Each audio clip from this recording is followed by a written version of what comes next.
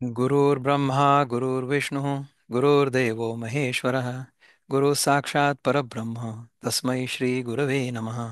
तस्मै श्री गुरवे नमः. नमस्कार. गेल्या वेळेस आपण 18व्या अध्यायाचे 10 श्लोक पूर्ण केले होते शिकून, म्हणजे प्रयत्न केला होता. आज आपण 11व्या श्लोकापासून सुरुवात करूया. So let me share the screen with you.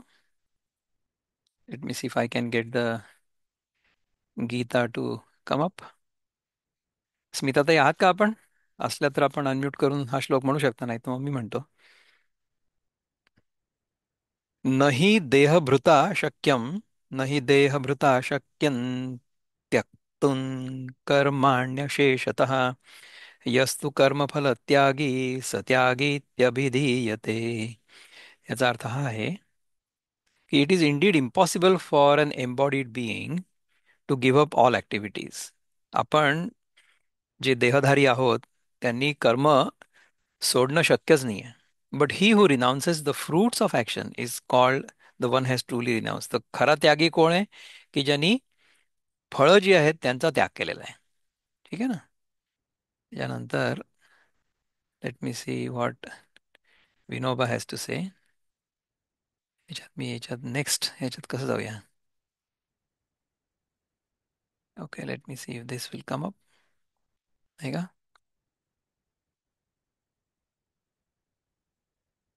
विनोबांची आपण कसं काय घेणार आहे? सो एक सेकंड. मी हा नवीन सिस्टम वापरतो त्याच्यामुळे मला एक्झॅक्टली हे कसं करायचं कळत नाही आहे. ओके. गीता मी आता पुन्हा एकदा I have brought it up. विनोबांच्या गीताईमध्ये विनोबा काय म्हणतात बघूया आपण. So let me bring the this thing up. हा. अशक्य देहवंतास सर्वथा कर्म सोडणे, म्हणून जो फलत्यागी तो त्यागी बोलिला असे. खरा त्यागी कोण आहे? की जो फलत्याग करू शकतो. देहवंतास म्हणजे जे देह धारण करणारे आहेत आपण सगळेजण, त्यांना सर्वथा कर्म सोडणं अशक्य आहे. त्यामुळे जो फळाचा त्याग करतो तो खरा त्यागी आहे. याच्याबद्दल आपले बंधू किशोर कुलकर्णी काय म्हणतात आपण बघूया.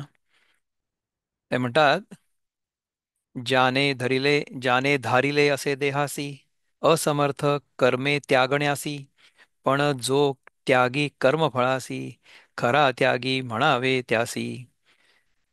तर जो खरा त्यागी आहे तो म्हणजे जो कर्मफळाचा त्याग करू शकतो. Let me see if I can get the other मुक्तछंद. मी हे पण उघडलं होतं खरं तर, पण हे कसं सगळं आणायचं ते मला कळत नाही. For some reason I am not able to bring everything up the way I want. Let me try once again.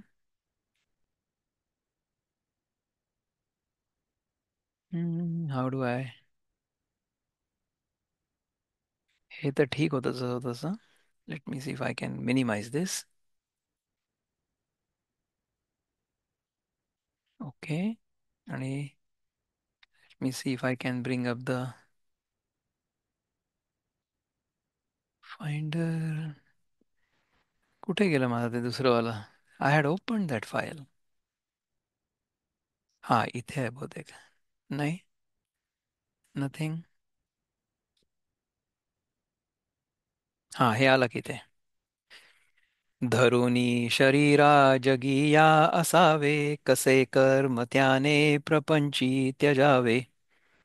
फळा त्यागणे ते जयाने करावे, अशाची मनुष्यासी त्यागी म्हणावे. जी व्यक्ती शरीराला धरून ह्या जगात आहे त्या व्यक्तीने प्रपंचामध्ये असताना कर्म त्यागण्याचा प्रश्नच नाही उद्भवत. कसं काय कर्म त्यागणार आहे तो? त्याजावे म्हणजे त्यागणारे, किंवा त्याचा he is going to renounce the karma. So nobody can renounce karma if they are here in this world, in this body. तर फळा त्यागणे त्याने जयाने करावे. मला असं वाटतं ही शेअर नाही होत आहे ना स्क्रीन, मीच वाचतोय फक्त. I am so sorry.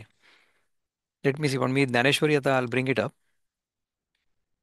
Let me share the screen here for you. Dnyaneshwari I'll bring it up. Dnyaneshwari. Okay, great, wonderful. नहि देहभृता शक्यं त्यक्तुं कर्माण्यशेषतः यस्तु कर्मफलत्यागी स त्यागीत्यभिधीयते. पूर्णपणे त्याग करणं देहधाऱ्यास शक्य नाही, परंतु जो कर्मफलाचा त्याग करतो त्याला त्यागी असं म्हणतात. आणि हागा सव्यसाची मूर्ती लाहोनी देहाची खंती करीती कर्माची ते गावण ढेगा. आणि अरे अर्जुना, देहाची मूर्तीच होऊन जे कर्म करण्याला कंटाळा करतात ते खेळवळ म्हणजे अज्ञानी होत.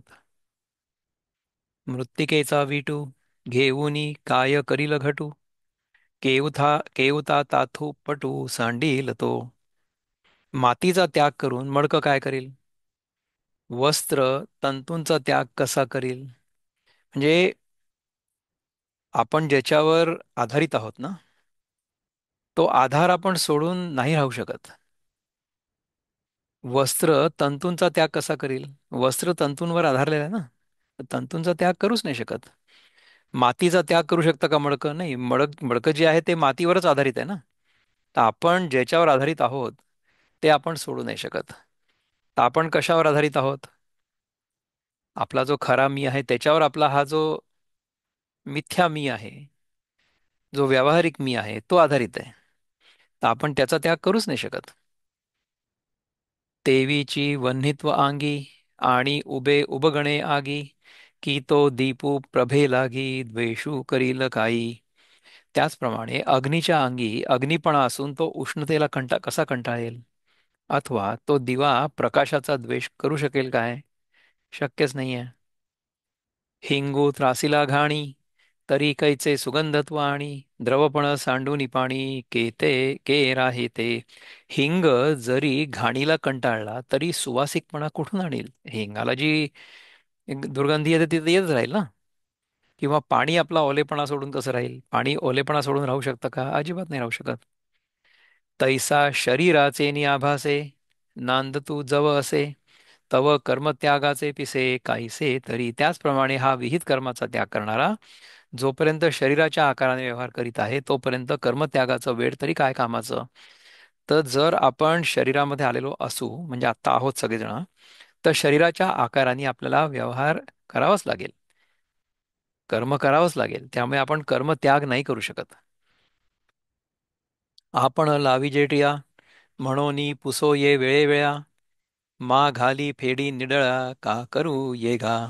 आपण आपल्या कपाळाला गंध लावलेलं असतं म्हणून ते वेडेवाकडं असलं तर वारंवार पुसता येतं, परंतु कपाळच जर मूळचं वाकडं असेल तर मग ते वाकडं कपाळ काढून दुसरं नीट बसवता येईल का? आपण गंध बरोबर करू शकतो, परंतु कपाळच जर वेडवाकडं असलं तर आपण कपाळ थोडीच काय कापून दुसरं लावू शकणार आहे. तैसे विहित स्वये आदरिले म्हणून त्यजू ये त्यजिले परी कर्मची देह आतले ते कासांडी लगा. त्याचप्रमाणे शास्त्राने सांगितलेलं कर्म आपण स्वीकारलेलं असतं म्हणून ते टाकलं तर टाकता येतं, परंतु शरीराच्या रूपाने कर्मच अवतरलेलं आहे, तेव्हा ते कर्म टाकता येईल का? आता पहा की शास्त्र आपल्याला जे सांगतं की तुम्ही हे कर्म करा ते कर्म करा वगैरे वगैरे, तर ते कर्म आपण म्हणू शकतो की हे मी कर्म नाही करत. परंतु शरीर आपल्याकडे असल्यामुळे शरीराचा जो धर्म आहे त्यानुसार जे काही आपल्याला कर्म करणं भाग आहे ते आपण टाकू शकतो का? शरीर आहे त्यामुळे आपल्याला भूक लागणार आहे, त्यामुळे आपल्याला खावं लागणार आहे. शरीर आहे त्यामुळे आपल्याला झोपावं लागणार आहे, त्यामुळे आपण झोपणार आहे. शरीर आहे त्यामुळे नुसतं झोपून नाही राहू शकत, उठल्यानंतर आपल्याला काहीतरी हालचाल करणं भाग आहे. तर ते जर आपल्याला कार्यक्षमतेने करायचं असेल, आपली कार्यक्षमता जर चांगली असावी असं वाटत असेल, तर मग आपल्याला थोडाफार व्यायाम करणं आवश्यक आहे. तर ह्या सगळ्या गोष्टी शरीर असल्यामुळे करणं आवश्यक आहे. आत्म्याला ह्या सगळ्या गोष्टी करायची काही गरज नाही, परंतु देहधारी झाल्यामुळे हे सगळी जी कर्म आहेत ना ती त्या देहधाऱ्याच्या मानगुटीवर बसलेलीच आहेत. त्याला आपण काही नाही करू शकत.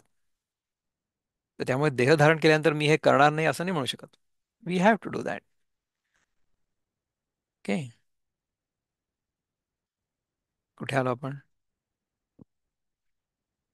शरीराच्या रूपाने कर्मच अवतरलेलं आहे, तेव्हा ते कर्म टाकता येईल का? नाही टाकता येणार.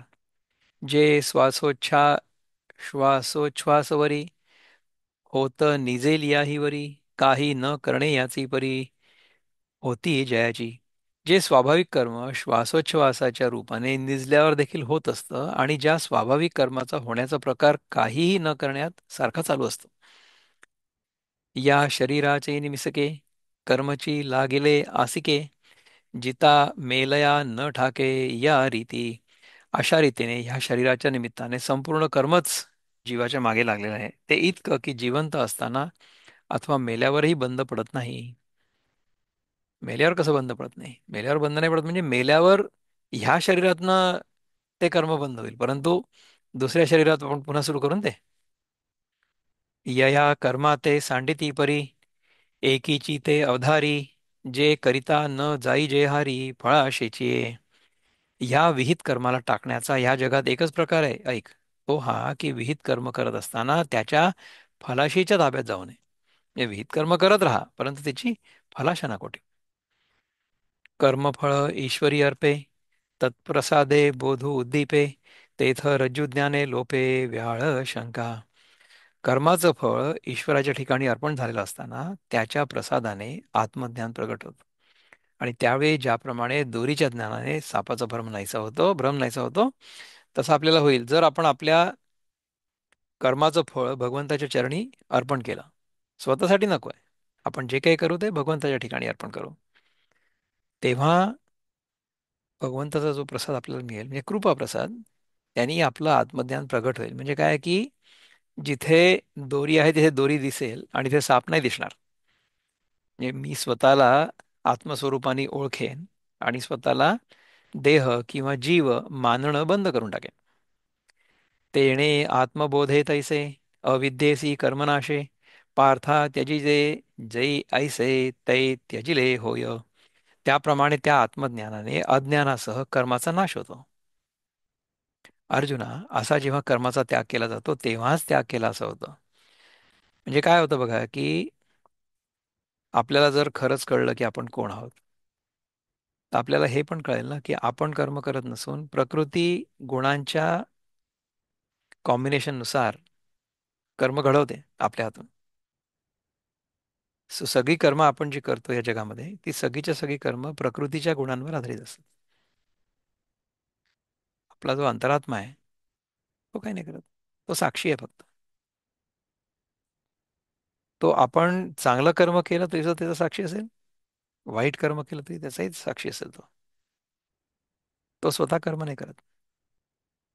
कर्म ही सगळी प्रकृतीच्या नियमांप्रमाणे गुणांच्या कमी अधिक प्रमाणामुळे घडतात. कर्म करणारा कोण आहे? जीवात्मा. आणि तो जीवात्मा कोण आहे? अपिअरन्स. तो आहे असं वाटतं, परंतु त्या जीवात्म्याला असं वाटतं की आपण खरे आहोत. ही सगळी माया आहे. ही सगळी गंमत आहे. हे जर आपल्याला कळलं तर आपण कसं राहायचं इथे या जगामध्ये त्याबद्दल नेहमी सतर्क राहू. म्हणून या परी जगी कर्मे करिता मानू त्यागी येर मूर्छने नाव रोगी विसावा जैसा. म्हणून जगामध्ये जो या प्रकाराने कर्म करणारा असेल त्याला आम्ही त्यागी मानू. याहून इतर त्याग म्हणजे रोग्याला मूर्छा आली असताना रोगी जसा विसावा घेतो असं म्हणण्यासारखं आहे. रोग्याला समजा मूर्छा आली तर तो विसावा घेतो असं म्हणण्यासारखं आहे. आपण कर्म करत असताना कर्मफळाचा त्याग फक्त करणं अपेक्षित आहे. कर्म त्याग करण्याचं अपेक्षित नाहीये. कर्म करत राहायचं आपल्याला. तैसा कर्मी शिणे एकी तो विसावा पाहे आणखी दांडेयाचे धाय बुकी धाडणे जैसे. धायबुकी घायबुकी आगेच घायबुकी आहे. त्याप्रमाणे एका कर्माच्या ठिकाणी दुःख झालेलं असताना तो दुसऱ्या कर्मात विसावा घेण्यास पाहतो. पण हे त्याचं करणं म्हणजे जसा दांडक्याचा मार बुक्क्यांच्या मारावर घालवावा तसा आहे. म्हणजे कसं आहे बघा की आपल्याला एक कर्म करत असताना थकायला होतं म्हणून आपण दुसरं कर्म करायला घेतो. का बरं? कारण की हे कर्म करत असताना आपल्याला कंटाळा आला किंवा त्यात दुःख झालं. म्हणजे काय होतं की तिकडे आपल्याला दांडक्याने कोणीतरी मारत होतं आणि आता आपण दुसरं कर्म सुरू केलं म्हणजे आपल्याला बुक्क्याने कोणीतरी मारतंय. तर त्या दांडक्यापेक्षा बुक्क्याचा मार जास्त सोपा म्हणून आपण हे करतोय. पण दोन्हीकडे मार खावाच लागतोय. मार का बरं खावा लागतोय? कारण की दोन्हीकडे कर्ता भाव कायम आहे. म्हणजे पापकर्म तर आपण करू नये हे उघड आहे. सगळ्यांनाच कळत होतं की मी पापकर्म करायला नको. पुण्यकर्म करायला पाहिजे, पण पुण्यकर्मामध्ये सुद्धा अडकायला नको आहे. कारण की पुण्यकर्मामध्ये दांडक्यानी मार खायचा किंवा बुक्क्यांनी मार खायचा असं नसून, ते पुण्यकर्माचं जे सुख आहे ना, ते तुम्हाला तुमच्या मिठीमध्ये, त्याच्या मिठीमध्ये पकडतं. आपल्याला असं वाटतं की तिकडे आपल्याला दांडक्याचा मार पडत होता तामसिक कर्म करत असताना. म्हणजे कसं की समजा मी कुठेतरी काही चोरी बिरी केली किंवा काय केलं तर मी जेलमध्ये जाईन. ठीक आहे. राजसिक कर्मामध्ये मी पकडला जाणार नाही, परंतु स्वार्थासाठी काहीतरी करेन. तर तो तमोगुणाचा परिणाम. रजगुणाच्या रजोगुणाचा परिणाम काय होईल की आपण ते कर्म करताना थकून जाऊ. आपण कायम स्वरूपी ते करू नाही शकणार. सारखं करत राहू, मग शेवटी काय होईल की थकून जाऊ, हा देह पण चालला जाईल, दुसरा देह घेऊ पण पुन्हा तेच करू रजोगुणासाठी. पण सत्वगुणाचं काय? सत्वगुण आणि पुण्यकर्म केल्यानंतर आपल्याला सुख मिळेल, है ना? तर सुख काय करेल की सुख आपल्याला दांडक्याचा मार किंवा बुक्क्याचा मार नाही देणार. सुख आपल्याला गळा भेट, गळा मिठी देईल. त्या मिठीमध्ये बांधून ठेवेल आपल्याला. त्यामुळे पुण्यकर्म करायचंय, सुखी पण राहायचंय. मी असं नाही म्हणते की आपण दुःखी राहावं, कष्टी राहावं. नाही, कोणीच दुःखी असू नये, कोणीच कष्टी असू नये, सगळ्यांनी सुखात राहावं. परंतु सुखामध्ये आसक्त होऊ नये, महत्वाचं. Okay, let us see. परी हे असो पुढती, तोची त्यागी त्रिजगती, जेणे फळ त्यागे निष्कृती, नेले कर्म. परंतु आता हे जास्त बोलणं राहू दे. ज्याने कर्मफलाचा त्याग करून कर्मच नैष्कर्म्य स्थितीला नेलं, तोच त्रैलोक्यात खरा खरा खरा त्यागी होय. तर हा त्यागी कोण आहे त्याच्याबद्दल कदाचित आता भगवान आपल्याला सांगतील. तर हा जो 11वा श्लोक होता 18व्या अध्यायातला, त्याच्याबद्दल ज्ञानेश्वरांनी जे काही लिहिलं आणि आपण थोडंफार चिंतन केलं, त्याच्याबद्दल जर तुम्हाला काही प्रश्न असतील किंवा तुम्हाला काही विचार व्यक्त करायचे असतील तर तुम्ही करू शकता. एनिबडी?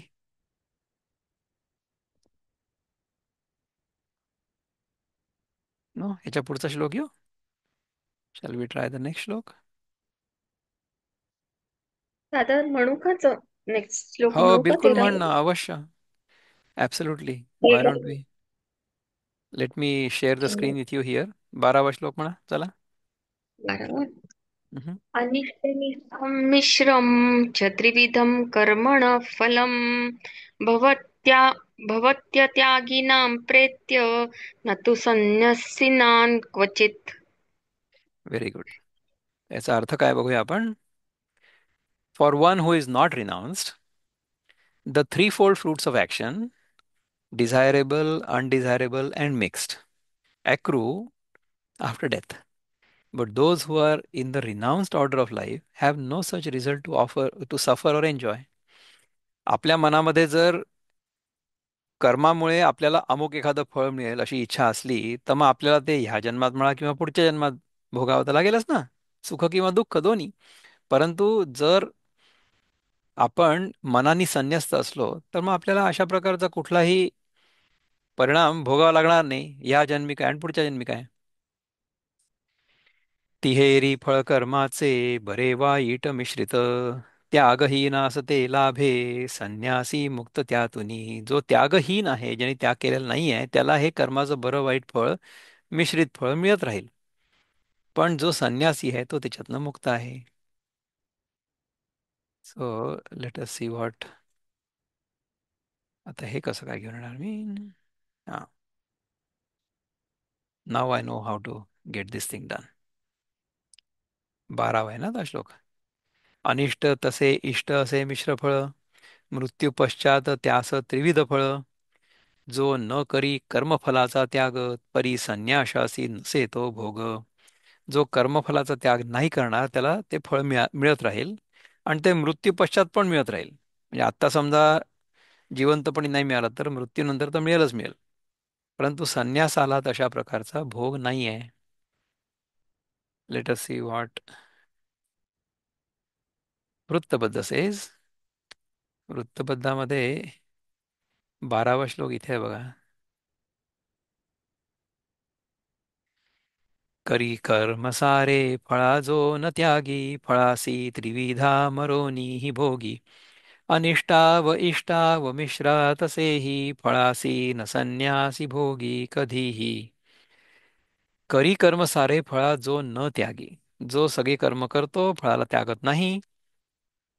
ते तीन प्रकारची फळं म्हणजे चांगलं फळ, वाईट फळ आणि मिश्रित फळ, अशी तीन प्रकारची फळं मरोनी ही भोगी, मेल्यानंतरही त्याला भोगावीच लागतात. अनिष्टा व इष्टा व मिश्रा तसेही हे तीन जे फळं आहेत ती संन्यास भोगावी लागत नाहीत. Late us see what Nande Maharaj has to say about this. I cannot somehow move this. एक मिनट हा. Hide video panel. How can I hide this? Hide floating meeting. Hey, this is good. Now we are in Dnyaneshwari. 12वा श्लोक. जे त्यागी नसतात त्यांना मरण पावल्यावर अनिष्ट म्हणजे नरकादी, इष्ट म्हणजे स्वर्गादी किंवा मिश्र म्हणजे मनुष्य लोकादी असे तीन प्रकारचे कर्मफळ मिळते. पण जे ज्ञानप्रधान संन्यासी आहेत त्यांना ते कर्मफळ कधीच बाधू शकत नाही. येरवी तरी धनंजया त्रिविधा कर्मफळा गायया समर्थते की भोगावया जे न सांडितीची आशा. अर्जुना, वास्तविक विचार करून पाहिलं तर जे कर्मफळाची आशा सोडतच नाहीत तेच या तीन प्रकारच्या कर्माच्या फळाला भोगायला पात्र होतात. आपणची विऊनी दुहिता की न मम म्हणे पिता तो सुटे की प्रतिग्रहिता जावई शिरके. आपणच मुलीला जन्म देऊन कन्यादानाच्या वेळी ही मुलगी आता माझ्या मालकीची नाही असं बाप म्हणतो. कन्यादानाच्या वेळी असं म्हणून तो मुलीला जन्म देणारा बाप तिच्या मायापासून मुक्त होतो आणि दान घेणारा आपला जावई आपली म्हणून तिला पत्करल्यामुळे मायापाशात अडकतो. आता हे we should not take this personally. Okay, हे समजावून सांगण्यासाठी म्हणून सांगितलं गेलं आहे. तर पुष्कळ लोकांना असं वाटतं की मुलगी म्हणजे काय अशी वस्तू आहे का की जिला दान केलं आपण म्हणून, आणि मुलीला दान केल्यानंतर तिचा बाप तिच्या मायापाशातून मुक्त होणार आहे का, तिच्याबद्दल त्याच्या मनामध्ये प्रेम राहणारच नाही का, हे असल्या प्रकारचे तर्क केले जाऊ शकतात. आणि त्यांच्याशी आपल्याला वाद घालायची काही गरज नाही, कारण की या उदाहरणाचं मर्म काय ते समजायचं आपल्याला. त्याच्या फिजिकल मॅनिफेस्टेशन बद्दल आपण आर्ग्युमेंट करायची काही गरज नाही. विषाचे आगरही वाहती ते विकिता सुखे लाभी येर निमाले जे घेती वेचोनी मोले. जे विषाच्या शेतांचीही लागवड करतात ते त्यातील माल विकून त्या नफ्यावर सुखाने जगतात, आणि दुसरे जे पैसे खर्च करून ते विष म्हणजे अफू वगैरे विकत घेतात ते मरतात. तैसे करता कर्म करू अकर्ता फळाशा न धरू एथ न शके आवरू दोही ते कर्म. त्याप्रमाणे कर्तृत्व अहंकाराने कोणी कर्म करो अथवा कर्तृत्व अहंकार व फलाशा सोडून कर्म करो, तथापि त्या दोघांसही नुसतं केवळ कर्मच बद्ध करू शकत नाही. वाटे पिकलिया रुखाचे फळ अपेक्षितयाचे तेवी साधारण कर्माचे फळ घेतया. रस्त्यावर पिकलेल्या आम्रवृक्षाच्या फळाची म्हणजे आंब्याची जो इच्छा करील तो त्याचं ते फळ असतं, म्हणजे त्याला ते फळ बंधनकारक होतं. ते कसं असतं? रस्त्यावरील पिकलेल्या आंब्याच्या फळाची जो इच्छा करेल त्याचं ते फळ असतं, म्हणजे त्याला ते फळ बंधनकारक होतं. आपल्या मनात समजा एखाद्या वस्तूची इच्छा जर आली, आता आंब्याच्या फळाचं फक्त हे उदाहरण दिलेलं आहे, कुठलीही इच्छा करा, तर ती इच्छा आपल्या जर मनात आली आणि तिने जर आपल्या मनात घर केलं तर मग ती बंधनकारक होते, म्हणजे त्याच्यामुळे आपण त्याच्यामध्ये अडकतो. ती इच्छा पूर्ण करण्यामध्ये आपण कर्म करतो आणि मग त्या कर्माचा जो काही परिणाम असेल ते इच्छित फळ तर मिळेलच मिळेल, हे सगळं जर ठीक असलं तर. परंतु आपल्या मनामध्ये त्या फळ मिळाल्यामुळे लोभ देखील तयार होतो. आपल्याला असं वाटतं की ही आणखीन आणखीन फळं मिळावी आपल्याला, मग आपण आणखी कर्मामध्ये अडकतो. असं होतं. तर पुण्यकर्मामुळे जे सुख मिळतं त्या सुखामध्ये आपण आसक्त होतो आणि ते सुख पुन्हा पुन्हा मिळवण्यासाठी पुन्हा पुन्हा तेच कर्म करतो. त्यामुळे काय होतं की आपण कर्म आणि कर्मफळ ह्या दोन्हींच्या जंजाळातनं बाहेरच नाही निघत आणि ते जन्मोजन्म करत राहतो. परी करुनी फळ नेघे, तो जगाच्या कामी न रिघे, जे त्रिविध जग अवघे, कर्म फळ हे. परंतु तीन प्रकारचे कर्म करून जो फलाशा ठेवत नाही तो जगाच्या घडामोडीत सापडत नाही. कारण की त्रिविध जग हे सर्व कर्माचं फळ आहे. जर आपण कर्मफळाचा त्याग केला, कर्मफळाची आशा नाही ठेवली, म्हणजे काय की त्याच्यामध्ये आसक्ती नको. कर्मफळ मिळणार नाही असं नाही आहे, मिळेल.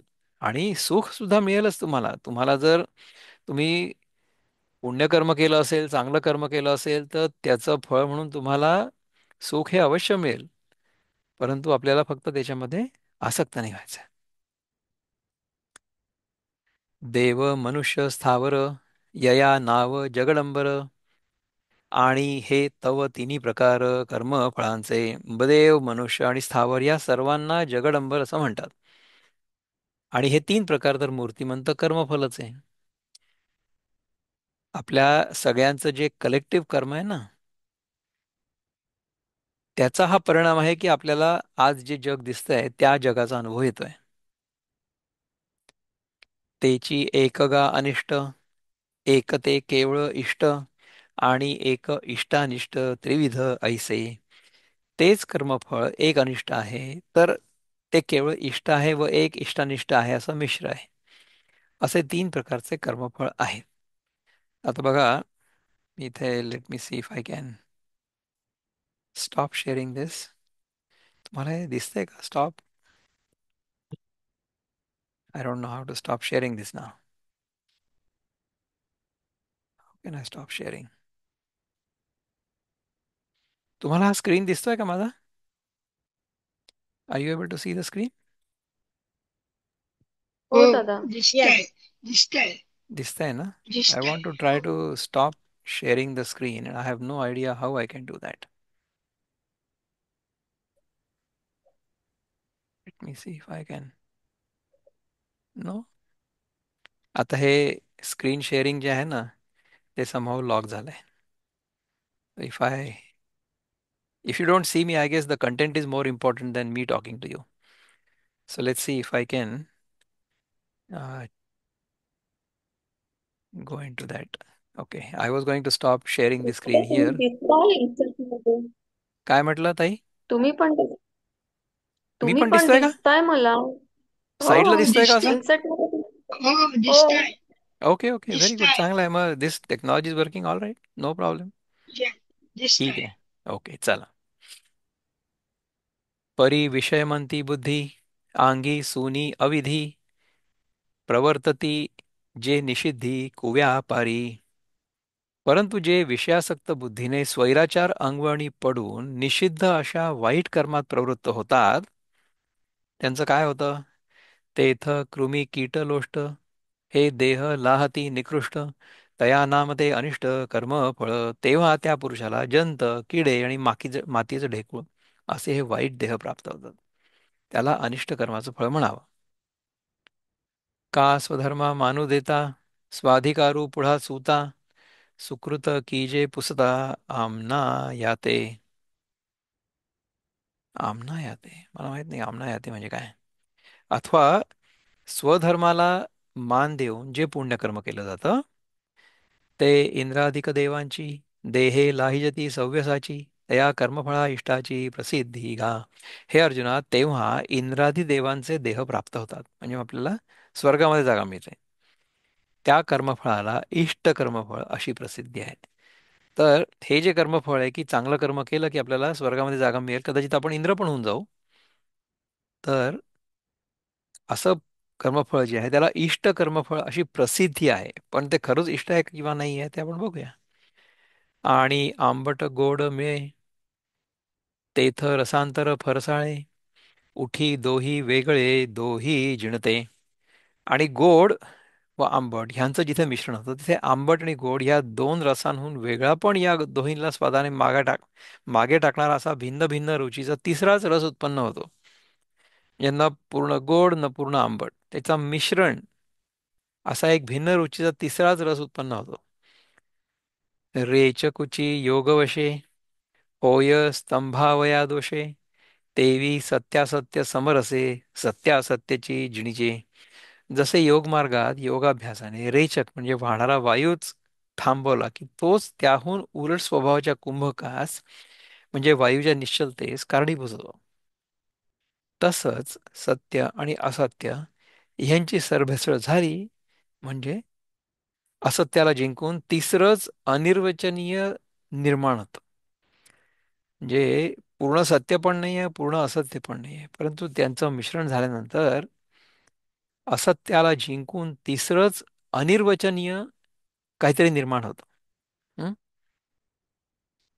अनिर्वचनीय म्हणजे ज्याचा आपण विचार करू शकत नाही किंवा ज्याला आपण बोलून सांगू शकत नाही. व अनिर्वचनीय वचनीय म्हणजे बोलू शकू असं, तर अनिर्वचनीय म्हणजे जे बोलता येणार नाही, सांगू शकणार नाही शब्दांमध्ये असं आहे. म्हणोनी समभागे शुभाशुभे मिळवणी अनुष्ठानाचे उभे तेणे मनुष्यत्व लाभे ते मिश्र फळ. म्हणून पुण्यकारक आणि पापकारक कर्मे सारख्या प्रमाणात मिळून जे आचरण होतं त्या योगाने मनुष्यपणा प्राप्त होतो ते मिश्र फळ होय. तर जेव्हा पुण्य आणि पाप दोन्ही बॅलन्स आउट होतात तेव्हा आपल्याला पुन्हा मृत्यू जन्मामध्ये म्हणजे मृत्यू लोकामध्ये मनुष्यपणा मिळतो. ऐसे त्रिविध ययाभागी कर्मफळ मांडलेसे जगी हे न सांडी तया भोगी जे सुजले आशा. ह्याप्रमाणे तीन प्रकारच्या रीतीने जगामध्ये कर्मफळ मांडलेलं आहे आणि जे भोगाच्या आशेत सापडलेले आहेत त्याला हे कर्मफळ सोडत नाही. ज्यांना भोग करायचा आहे आपल्या कर्मफळाचा ते लोक त्याच्यामध्ये अडकणारच. जेथे जिभेचा हातू फाटे तव जेविता वाटे गोमटे मग परिणामी शेवटे अवश्य मरण. जिभेचे स्वाद घेणं जसं जसं वाढत जातं तसं तसं गोड वाटतं, परंतु शेवटी त्याचा परिणाम म्हणजे अजीर्ण होऊन मरणाची बिनचूक प्राप्ती हा होय. आपल्या गरजेपेक्षा जास्त जर आपण कुठल्याही वस्तूचा उपभोग घेतला, ते ग्रहण केलं गरजेपेक्षा जास्त, तर त्याच्याने अजीर्ण होणार. अजीर्ण म्हणजे ते जे खाल्लं ते पचणार नाही. मरणाची बिनचूक बिनचूक प्राप्ती हा होय.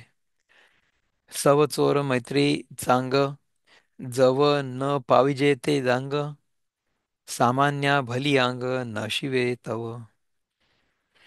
जिथपर्यंत अरण्य लागलं नाही तिथपर्यंत संभावित चोरांची मैत्री चांगली आणि जोपर्यंत वेश्येचा अंगस्पर्श झाला नाही तोपर्यंतच वेश्या चांगली. तैसी कर्मे करिता शरीरी लाहती महत्वाची फरारी पाठी निधनी एकसरी पावते फळे. त्याप्रमाणे शरीराने कर्म करीत असताना मोठेपणाची भरभराट होते, नंतर मरणाच्या वेळी त्याच केलेल्या कर्मांची फळे एकदम प्राप्त होतात. तैसा समर्थो आणि ऋणिया मागो आला बाईणिया न लोटे तैसा प्राणिया पडे तो भोगू.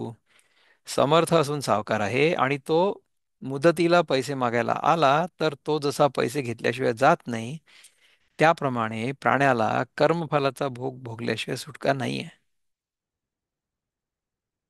मग कणिसोनी कणू झाडे तो विरुढला कणिसाचळे पुढती भूमी पडे पुढता उठी.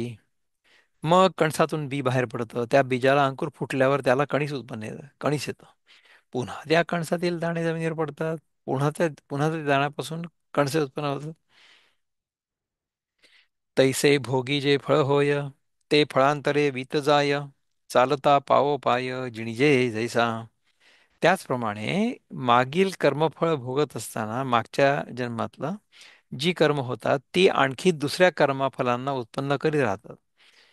चालू लागलं की मग एक पाय जसं दुसऱ्या पायाला जिंकून पुढे जात असतो तसंच होतं इथे. उताराची ये सांगडी ठाके ते ऐलीच थळी तेवी न मुकी जती ओढी भोग्याची ये.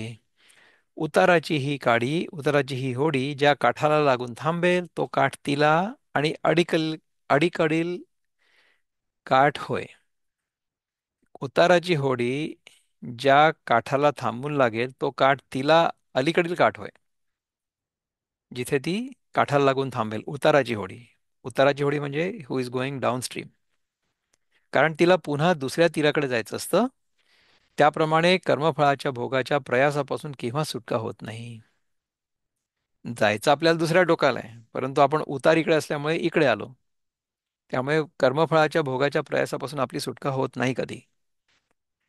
पै साध्य साधन प्रकारे फळ भोगतो पसरे, एवं गोविले संसारे अत्यागीते. अगा अर्जुना, कर्मफळ आणि त्याला उत्पन्न करणारं कर्म या परंपरेच्या रूपाने कर्मफलाच्या भोगाची वाढच होत राहते. ह्याप्रमाणे कर्मफलाची आशा न सोडल्यास जन्ममरणाचं चक्र आपल्या फेऱ्यात गुरफटून घेतं. आपण जर कर्म आणि कर्मफळ यांच्या जंजाळातनं बाहेरच नाही निघालो, तर आपण कर्मफळाच्या भोगामध्ये नेहमीच संलिप्त राहू. कर्मफळाची आशा आपण सोडणारच नाही. त्याच्यामुळे जन्ममरणाचं चक्र आपल्या फेऱ्यामध्ये आपल्याला गुरफटून घेतं. येरवी जाईची या फुला फाकणे, त्याची नाम जैसे सुकणे, तैसे कर्ममिशे न करणे केले जिही. एरवी जाईच्या फुलाचं उमलणं म्हणजे जसं त्या फुलाचं सुकणं होय, त्याचप्रमाणे ज्यांना फलाशा टाकून कर्म करून म्हणजे फलभोगाच्या दृष्टीने कर्म केली नाहीत असं केलं. जाईच्या फुलाचं उमलणं म्हणजेच जसं त्या फुलाचं सुकणं होय. उमलल्याबरोबर ते सुकणार आहेच इव्हेंच्युअली.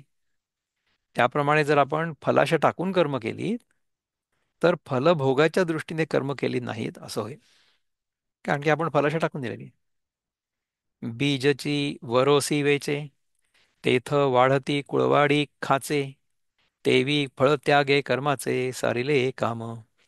बियांचं धान्य जेव्हा पोटगीज खर्च होतं तेव्हा वाढणारा शेतकीचा उदीम नाश पावतो. त्याप्रमाणे कर्मफलाचा त्याग करून ज्यांनी कर्माचं काम म्हणजे फळाची वाढ संपवून टाकलेलं आहे, बियांचं धान्य जेव्हा पोटगीज खर्च होतं तेव्हा वाढणारा शेतकीचा उदीम नाश पावतो. आपण समजा कोणाला पोटगी देणार असू तर त्याच्यासाठी सगळं धान्य जर आपलं खर्च झालं तर मग शेतकीचा उदीम नाश पावतो, म्हणजे शेतकी बसून जाईल ना, ती चालणार नाही. त्याप्रमाणे कर्मफळाचा त्याग करून ज्यांनी कर्माचं काम म्हणजे फळाची वाढ संपवून टाकलेलं आहे, ते सत्वशुद्धी साहाकारे गुरुकृपामृत तुषारे ससिंदलेनी ससिंदलेनी बोधे वसरे द्वैत धन्य. तेव्हा त्यांना अंतःकरण शुद्धतेचे साह्य मिळून त्यावर श्री गुरूंच्या कृपेचा अमृतमय वर्षाव झाला. म्हणजे भरभराटीस आलेल्या बुधाच्या जोरावर भेदामुळे होणारी दीनता फारच हटते. तेव्हा त्यांना अंतःकरण शुद्धीचं साह्य मिळून त्यावर श्री गुरूंच्या कृपेचा अमृत वर्षाव झाला की भरभराटीस आलेल्या बोधाच्या जोरावर भेदामुळे उत्पन्न होणारी दीनता फारच हटते. आपण जोपर्यंत स्वतःला वेगळं मानत असू ना, तोपर्यंत आपल्या मनामध्ये असं येत राहील की अरे माझ्यापेक्षा ह्याच्याकडे जास्त चांगलं आहे, ह्याच्याकडे जास्त चांगलं आहे असं वाटत राहील. तसं नाही करायचं आपल्याला. हा भेद जो आहे ना, त्या भेदामुळे दीनता उत्पन्न होते की अरे माझ्याकडे एवढं नाही आहे, त्याच्याकडे एवढं आहे. हा भेद जेव्हा नष्ट होतो तेव्हा दीनता पण चालली जाते. तेव्हा जगदावासमिशे स्फुरे ते त्रिविध नाशफळे, येथ भोगता भोग्य आपैसे निमाले हे. जगताची प्रतीती होण्याच्या निमित्ताने जे तीन प्रकारच्या कर्माचं फळ स्फुरतं ते यावेळी नाहीसे होत. जगाची प्रतीती होण्याच्या निमित्ताने जे तीन प्रकारच्या कर्माचं फळ स्फुरतं म्हणजे आपण आधी जे सांगितलं होतं ना, तिन्ही प्रकारचे फळ म्हणजे एक सुख आहे, एक दुःख आहे आणि मग एक मध्ये आहे मिश्र. तर हे त्यावेळी नाहीसं होतं. त्यावेळी स्वाभाविकपणेच भोगता आणि भोग्य हे सर्व प्रकार पार तेथे मावळलेले असतात. की भोग केव्हा होऊ शकतो? भोग जर भोगता असेल आणि भोग्य असेल. So bhogta is going to do the bhog of bhogya. जर भोगता आणि भोग्य हे दोन प्रकार नसले तर तिथे काय सगळंच नाहीसं होईल ना. हे तीन प्रकारचं कर्म चाललं जाईल तिथे, कारण की ते भोगता नाहीये. म्हणजे कर्म होत आहे, परंतु कर्माचं फळ आपल्यासाठी नको आहे. घडे ज्ञान प्रसाद प्रधानु हा ऐसा, संन्यासू जया वीरेशा, तेची फलभोग सोसा मुकलेगा. हे वीरश्रेष्ठा अर्जुना, ज्यांना हा ज्ञानप्रधान संन्यास म्हणजे कर्मत्याग साधला, ते कर्मफल भोगाच्या म्हणजे जन्म मरणाच्या त्रासापासून मुक्त झाले. आणि येणे कीर संन्यासे, जे आत्मरूपी दिठी पैसे, ते कर्म एक कैसे देखणे आहे. आणि त्या कर्मत्यागाने खरोखर आत्मस्वरूपाच्या ठिकाणी जेव्हा दृष्टी म्हणजे आपली वृत्ती पोचते, तेव्हा कर्म हे एक असं आहे अशी दृष्टी शिल्लक राहते का? तेव्हा कर्म म्हणून काही एक निराळा नाही, निराळा आहे असं कुठे दिसत नाही. असं कुठे दिसतं? हं? पडोनी गेलिया भिंती, चित्रांची केवळ होय माती, का पाहाले या राती अंधारे उरे. भिंत पडून गेल्यावर भिंतीवर काढलेल्या चित्रांची केवळ माती होते, अथवा रात्र उजाडल्यावर काळोख राहतो का? जे रूपची नाही उभे, तै सावली काह्याची शोभे, दर्पणे वीण बिंबे वदन केपा. जेव्हा शरीराचा आकारच नसतो, तेव्हा सावली कशाची शोभेल? आरशापासून मुख प्रतिबिंबित कुठे होईल? फिटलिया निद्रेचा ठावो, कैचा स्वप्नासी प्रभात प्रस्तावो, मग साच का वावो कोण म्हणे. झोपेचा ठावठिकाणा नाहीसा झाल्यानंतर स्वप्नाचा प्रसंग कुठला? मग ते स्वप्न खरं किंवा खोटं हे कसं कसं आणि कोण ठरवेल? हं? तैसे गा संन्यासे येणे, मूळ अविद्येसीची नाही जिणे, मा तियेचे कार्य कोणे घेपे दिजे. त्याचप्रमाणे ज्ञानप्रधान संन्यासाने जर अज्ञानालाच जगणं शक्य होत नाही, तर मग त्या अज्ञानाचं कार्य जे कर्म ते कोणी करावं किंवा ते कोणी सोडावं? आता आपण ह्याच्या आधीचं कुठला श्लोक आधी 12वा झाला ना, आपला 13वा करायचा इव्हेंच्युअली. 13वा आहे कुठे ते? I cannot see it. हा इथे आहे बघा 13. आपण 11 श्लोक बघितले आतापर्यंत. 12वा श्लोक बघायचा का? कुठे गेला 12वा श्लोक माझा? सर्चिंग फॉर 12वा श्लोक.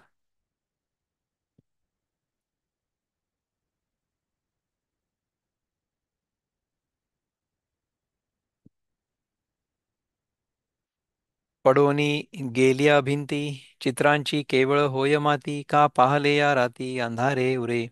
भिंत पडून गेल्यावर भिंतीवर काढलेल्या चित्रांची केवळ माती होते, अथवा रात्र उजाडल्याबरोबर काळोख राहतो. काळोख राहतो काय? जे रूपची नाही उभे, ते सावली काह्याची शोभे, दर्पणे वीणबिंबे वदन केपा. जेव्हा शरीराचा आकारच उभा नसतो, तेव्हा सावली कशाची शोभेल? आरशा वाचून मुख प्रतिबिंबित कुठे होतं का? फिटलिया निद्रेचा ठावो, कैचा स्वप्नासी प्रस्तावो, मग साच का वावो कोण म्हणे. झोपेचा ठाव ठिकाणा नाही झाल्यावर स्वप्नाचा प्रसंग कुठला? मग ते स्वप्न खरं आहे किंवा खोटं आहे असं कोण म्हणेल? तैसे गा संन्यासे येणे, मूळ अविद्येसीही नाही जिणे, मात येचे काय कोणे घेपे दिजे. त्याप्रमाणे ज्ञानप्रधान संन्यासाने जर अज्ञानालाच जगणं शक्य होत नाही, तर मग त्या अज्ञानाने कार्य जे कर्म कोणी करावं किंवा सोडावं? तर त्याचप्रमाणे ज्ञानप्रधान संन्यासाने जर अज्ञानालाच जगणं शक्य होत नाही, तर मग त्या अज्ञानाचं कार्य जे कर्म ते कोणी करावं? ज्ञानप्रधान संन्यासी जो असतो ना, त्याच्या मनामध्ये अज्ञानच नाहीये. त्यामुळे अज्ञानामुळे जे कर्म घडतं म्हणजे आपण जे करतो अज्ञानी लोक, तसं त्या संन्यासाच्या जीवनामध्ये होतच नाही, कारण की त्याला अज्ञानच नाहीये. त्याला अज्ञानाला जगणं शक्य होत नाही ज्ञानप्रधान संन्यासाने. आपल्याला जर ज्ञानप्रधान संन्यास मिळाला तर अज्ञान जगू नाही शकणार तिथे, राईट? म्हणून आपण कर्मफळामध्ये अडकणार नाही. कर्म करत राहू, परंतु कर्मफळामध्ये अडकणार नाही. म्हणून संन्यासी ये पाही, कर्माची गोठी कीजेल काही, परी अविद्या आपुलाम देही आहे जय का. म्हणून असं पहा की या ज्ञानप्रधान संन्यासामध्ये कर्माची गोष्ट केली जाईल काय? परंतु जेव्हा अज्ञान आपल्या देहात असतं तेव्हा काय होतं की जे कर्तेपणाचे निधावे, आत्मा शुभाशुभी धावे, दृष्टी भेदाची ये राणीवे रचली से जय. जेव्हा कर्तेपणाच्या जोरावर आत्मा बऱ्या वाईट कर्मात प्रवृत्त होतो, आत्म्याच्या म्हणजे कर्तेपणाच्या जोरावर आत्मा बऱ्या वाईट कर्मांमध्ये प्रवृत्त होतो आणि जेव्हा वृत्ती द्वैताच्या राज्यावर स्थित असते तेव्हाच ते कर्म करू शकतो. तै तरी गा सुवर्मा, बीजावळी आत्मया कर्मा, अपाळे जैसी पश्चिमा पूर्वे सिका. मर्मज्ञ अर्जुना, त्यावेळेलाही पूर्व दिशा आणि पश्चिम दिशा यामध्ये जसा वेगळेपणा नसतो, तसाच आत्मा आणि कर्म यांच्यामध्ये अतिशय वेगळेपणा नसतो. ना तरी आकाशा का आभाळा, सूर्या आणि मृगजळा, बीजावळी भूतळा वायुसी जैसी. अथवा आकाश आणि ढग, सूर्य आणि मृगजळ, पृथ्वी आणि वायू यांच्यात जसा वेगळेपणा आहे, पांघरोनी नईचे उदक, असे नईची माझी खडक, परी जाणीजे का वेगळीक कोडी चिते. नदीचं पाणी अंगावर घेऊन खडक दगड म्हणजे जमिनीवर जसा नदीमध्ये असतो, परंतु नदी आणि दगड ह्यांच्यामध्ये अतिशय फरक असतो, हे तुला माहिती आहे. हो का उदकाजवळी, परी सिनानीची ते बाबुळी, काय संगास्तव काजळी दीपू म्हणो ये. पाण्याच्या अगदी जवळ गोंडाळ असेल का? परंतु गोंडाळ हे पाण्याहून केव्हाही वेगळंच आहे. दिव्याच्या संगतीला असल्यामुळे त्या दिवातील काजळीला दिवा म्हणता येईल का? नाही, परंतु ती काजळी जी आहे त्या दिव्यासोबत राहणारच आहे. जरी चंद्री झाला कलंकू, तरी चंद्रेसी नव्हे एकू, आहे दृष्टी डोळ्या विवेकू, अपाडू जेतला. चंद्राच्या ठिकाणी जरी कलंक असलेला दिसतो तरी तो चंद्राशी एकरूप नाही. आणि दृष्टी आणि डोळा, चर्मगोल ह्यांच्यामध्ये जसा फरक आहे, तसं काय पहा, नाना वाटा वाटे जातया, ओघा ओघी वाहतया, आरसा आरसा पाहतया अपाडू जेतुला. अथवा वाट आणो अथवा अथवा वाट आणो वाटेने जाणारा, अथवा वाट किंवा आणो वाटेने जाणारा, नदीचे पात्र आणि त्यात पात्रात वाहणारं पाणी, आरशा आणि आरशात पाहणारा, त्याचप्रमाणे ह्यांच्यामध्ये जितका विलक्षण फरक आहे, तर पार्था पार्थागा तैतुले निमाने, आत्मे निसी कर्मसिने, परी घेव विजय अज्ञाने ते खीर ऐसे. अर्जुना, तितक्या मनाने आत्म्याहून कर्म वेगळे आहे, परंतु अज्ञानामुळे आत्म्याच्या ठिकाणी सर्व कर्म भासतं. ते खरोखर असं आहे. आता 275 पर्यंत आपण संपवलंय. वाजले किती आणखीन? हा, अजून वेळ आपल्याला, पुष्कळ वेळ आहे. आपण हे संपवू पूर्ण. विकाशे रवी ते उपजवी, धृती अली करवी भोगवी, ते सरोवरी का बरवी अब्जिनी जैसी. कमलिनी आपल्या प्रफुल्लित होण्याने सूर्याचा उदय झाल्याचं सुचवते आणि परागातील सुगंध भुंग्यांकडून भोगविते. कमलिनीकडून झालेल्या त्या क्रिया झालेल्या तर दिसतात, परंतु ती तर आपल्याकडून काहीच न करता या सरोवरामध्ये स्तब्ध असते. ते सर्व सूर्यच करतो आणि त्याचं कर्तृत्व मात्र कमलिनीच्या ठिकाणी दिसून येतं. आता बघा की इतकी सगळी उदाहरणं आपल्याला ज्ञानदेव महाराजांनी दिलेली आहे. हं? त्याच्यापैकी जर तुम्हाला एखादं कळलं नसेल ना, तुम्ही मला सांगू शकता. पुढं पुढं ती आत्मक्रिया अन्य कारणाकाची तैशिया करू पाचाही तया कारणारूप. पुन्हा पुन्हा तुला असं सांगतो की त्याप्रमाणे आत्म्याच्या ठिकाणी दिसणाऱ्या क्रिया ह्या वस्तुतः दुसऱ्या कारणांकडूनच घडून येतात. ती कारणे पाचच आहेत. त्यांचं स्वरूप मी आता तुला सांगतो. तर मला सांगा की तुम्हाला याच्यामध्ये जर काही प्रश्न असले किंवा काही विचार व्यक्त करायचे असले तर तुम्ही जरूर सांगा. याला मी स्टॉप शेअरिंग कसं काय करणार आहे? I have to stop sharing somehow. Screen sharing. तुम्हाला दिसतंय का तुम्ही screen sharing? Are you able to see? हो दिसते. दिसतंय ना. दिसतंय. दिसते. हां. How can I stop sharing the screen now? Zoom workplace. आणि ही शेअर स्क्रीन जी आहे ती I am somehow not able to stop sharing ना. मी तर इथनं हे काढून टाकलं. पुन्हा एकदा मी प्रयत्न करतो. Late me see if I can get the share screen.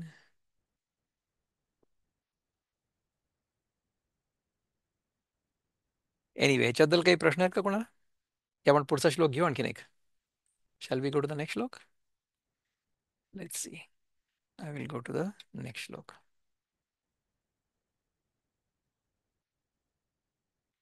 म्हणजे ते हो दादा. बोला. पंचैतानि महाबाहो कारणानि निबोध मे सांख्ये कृतान्ते प्रोक्तानि सिद्धये सर्वकर्मणाम्. उत्तम. Thank you. आता O mighty armed Arjuna, according to the Vedanta, there are five causes for the accomplishment of all action. Now learn of this from me. कुठल्याही कर्माचं फळ अमुक मिळण्यासाठी पाच गोष्टी एकत्र याव्या लागतात. तर त्या पाच गोष्टी कुठल्या ते आता सांगणार आहेत.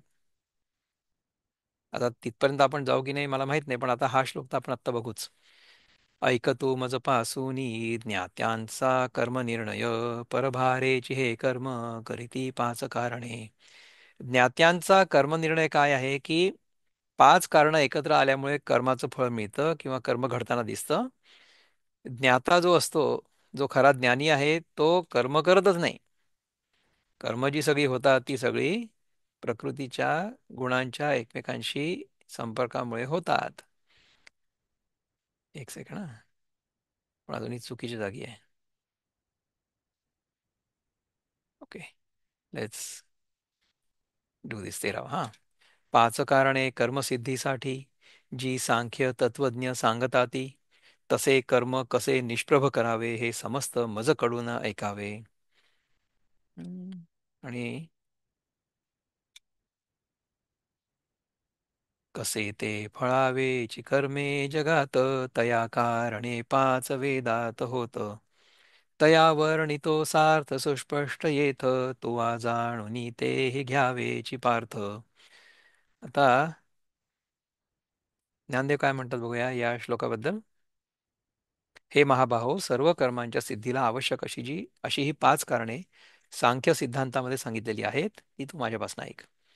आणि पाचही कारणे ती आहे तूही जाणशील विपाये, जे शास्त्रे उभवुनी बाहे बोलती तया दे. आणि ती कर्माची पाच कारणं तूही कदाचित जाणत असशील, कारण की शास्त्रे हात वर करून उघडपणाने ती कारणे सांगतात. वेदरायाची या राजधानी, सांख्य वेदांताच्या भुवनी, निरूपणाच्या निशाण ध्वनी गर्जती जिये.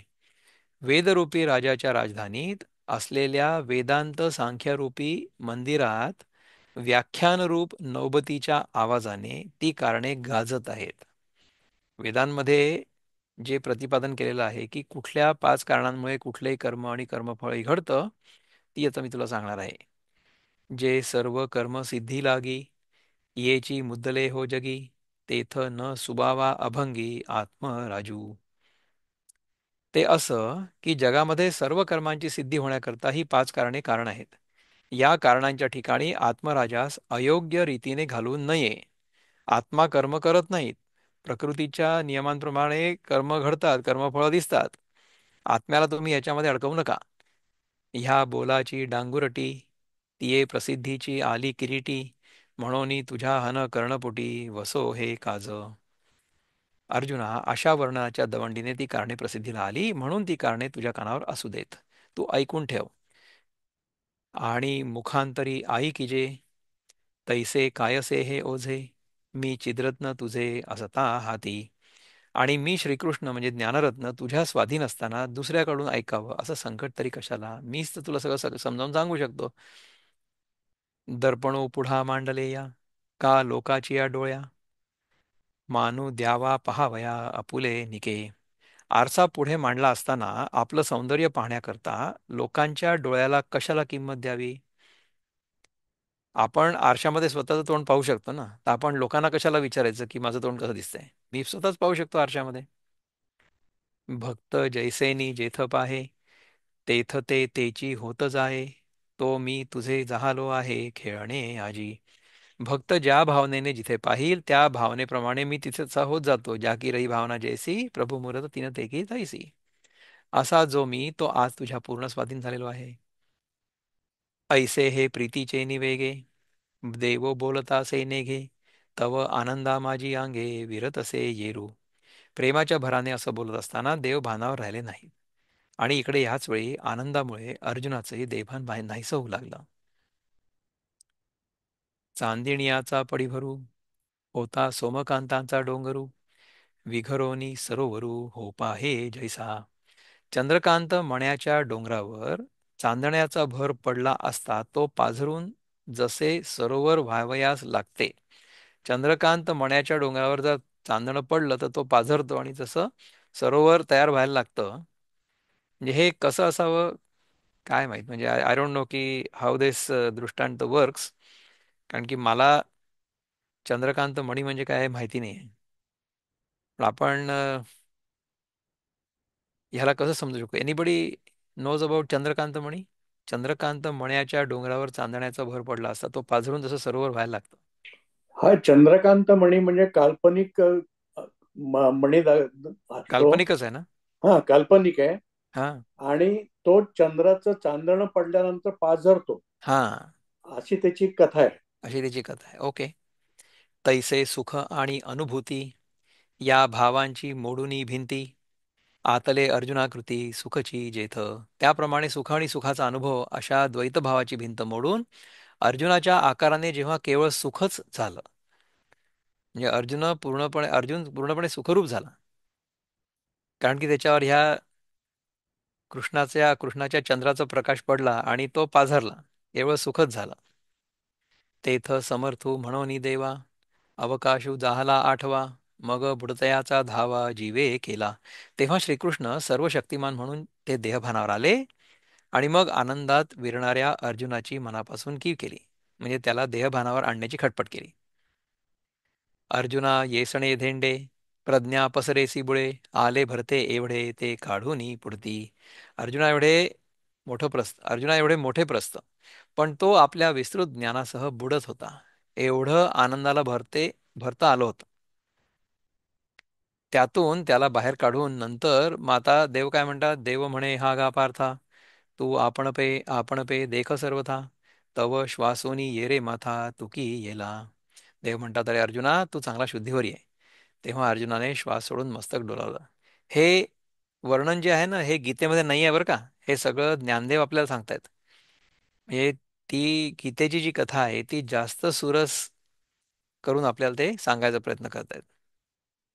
म्हणे जाणसी दातारा, मी तुझशी व्यक्ती शेजारा, उबगला आजी एका हारा येवो पाहे.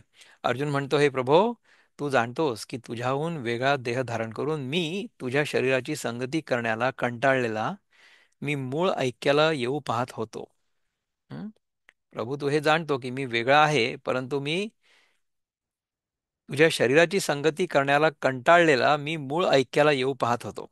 I wanted to get from dvaita into advaita is what is trying to say. तया ही हा ऐसा, लोभे देतसा जरी लालसा, तरी का जी घाली तसा आड आड जीवा. त्या माझीही लोभाने जर तुम्ही उत्कट इच्छा पुरवीत आहात तर मग माझा सुखाशी योग होण्यास मध्येच ही जीवदशा आडखटी का घालीत आहात?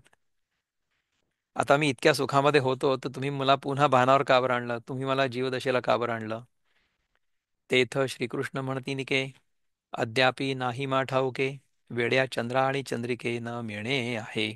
तेव्हा श्रीकृष्ण म्हणाले, वा वा, तुझं आणि आमचं मूळचं ऐक्य आहे हे तुला अजून माहीत नाही का?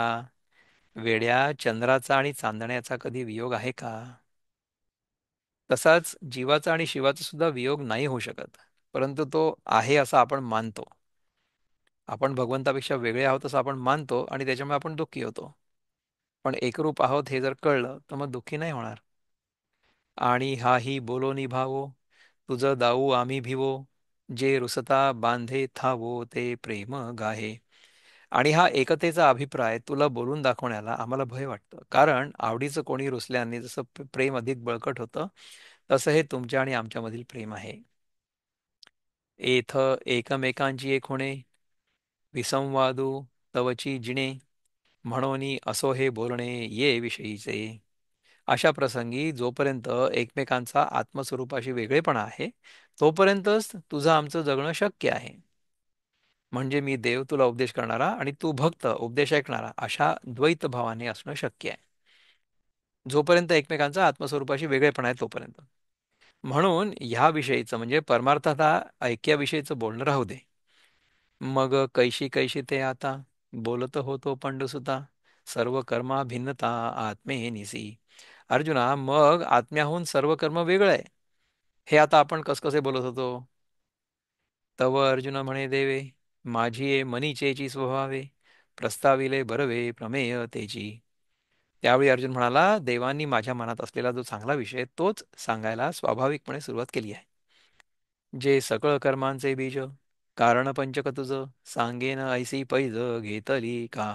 सर्व कर्माचं बीज म्हणजे कारण, ही जी 5 कारणं आहेत ती मी तुला सांगेन अशी आपण प्रतिज्ञा केली. आणि आत्मया एथ काही सर्वथा लागू नाही हे पुढाररासी ते देई लहाणे माझे.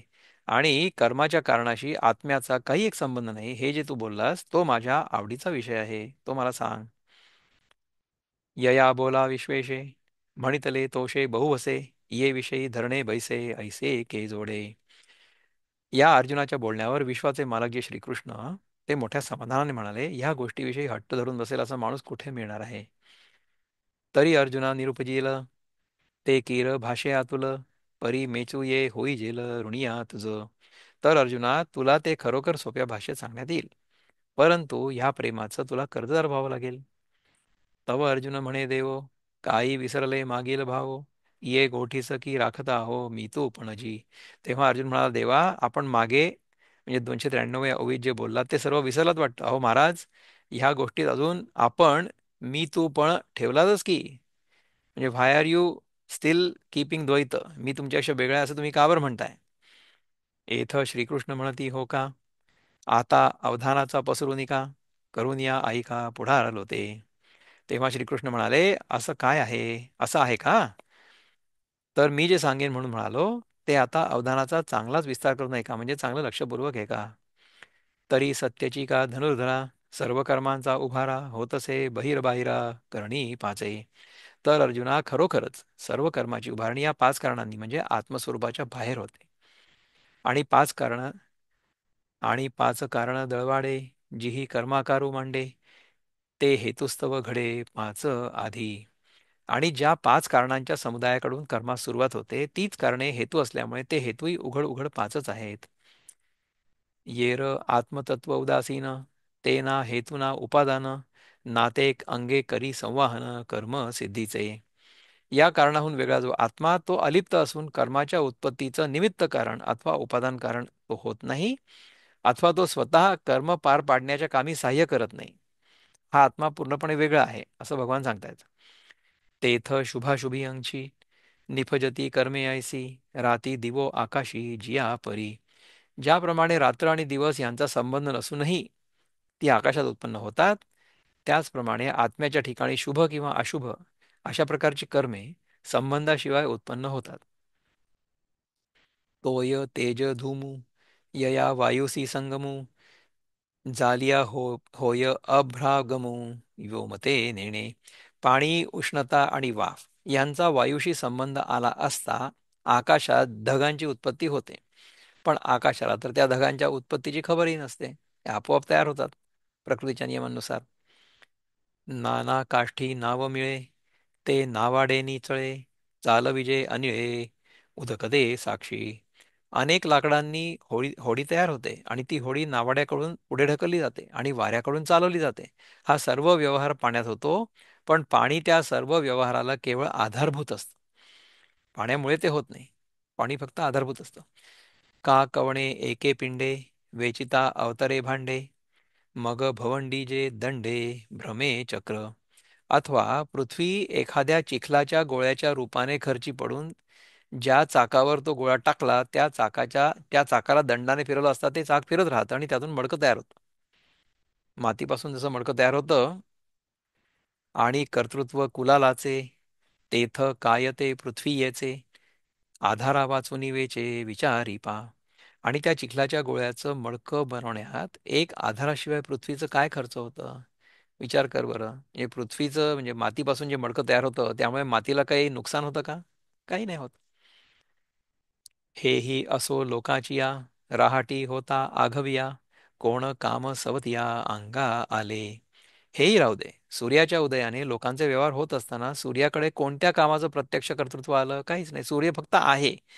सूर्य असण्यामुळे अनेक गोष्टी पृथ्वीवर घडत असतात. तैसे पाच हेतू मिळणी, पाचेची ही कारणी, की जे कर्मलतांची लावणी आत्मा सिना. त्याप्रमाणे हे पाच हेतू एकत्र आल्यावर ह्या पाचच कारणांकडून कर्मरूपी वेलीची लावणी केली जाते. आत्मा त्या कारणांहून आणि क्रियेहून निराळा आहे. आता तेची वेळ आली, पाचही विवंचू गाभली, तुकोनी घेतली मोतीये जैसी. आता ज्याप्रमाणे मोती तंतोतंत वजन करून घ्यावी त्याप्रमाणे ही पाच कारणे तुला आता निरनिराळी खोलासेवार बारकाईने सांगतो. तर ही जी पाच कारणं आहेत, अधिष्ठानम तथा कर्ता करणम च पृथक विधम, विविधाश्च पृथक चेष्टा, दैवम चैवात्र पंचमम, हा जो 14वा श्लोक आहे हा आपण पुढच्या वेळी बघणार आहे. तर इथे मी समजा हे स्क्रीन शेअरिंग बंद करू शकलो तर फार उत्तम होईल. I have no clue whether I can do that. Let us see. I am back into Zoom. Let me get into Zoom. Okay. मला माहित नाही की हे कसं काय मी करू शकेन. Anyway let's just stop here. ठीक आहे. ओम पूर्णमद पूर्णमिदं पूर्णात् पूर्णमुदच्यते पूर्णस्य पूर्णमादाय पूर्णमेवावशिष्यते. ओम शांति शांति शांति. हरि ओम श्री गुरुभ्यो नमः. हरि ओम. Stop recording.